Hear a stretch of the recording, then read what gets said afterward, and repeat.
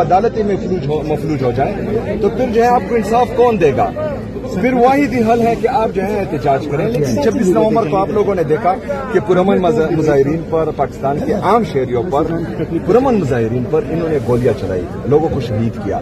پھر آپ نے مریدکے میں دیکھا، مریدکے میں انہوں نے پرامن مظاہرین پر گولیاں چلائی، وہاں ان کو شہید کیا. جب پروٹیسٹ ایران کی وجہ سے یہاں پر پاکستانی پروٹیسٹ کر رہے تھے، اسلام آباد میں گولیاں چلی، اسکردو میں گولیاں چلی، آزاد جموں کشمیر میں گولیاں چلی، کراچی میں گولیاں چلی. تو ان کو خود خون کی لت لگ گئی ہے. مطلب یہ جو ہے اپنے اقتدار کو بچانے کے لیے کسی بھی حد تک جا سکتے ہیں اور کوئی بھی قدم اٹھا سکتے ہیں. تو ان حالات میں میں سمجھتا ہوں کہ ہمارے پاس غلطی کی کوئی گنجائش نہیں ہے. ہم نے جو ہے اگر جو بھی فیصلہ کرنا ہے، اور یہ ایک حقیقت ہے کہ احتجاج تو کے پھر آپ کے پاس حکمت عملی کیا ہوگی؟ پرامن مظاہرہ کرنے کے بجائے ہمارے پاس کوئی راستہ نہیں بنتا بچا ہوا. تو انشاءاللہ تعالی وہی راستہ ہم اپنائیں گے.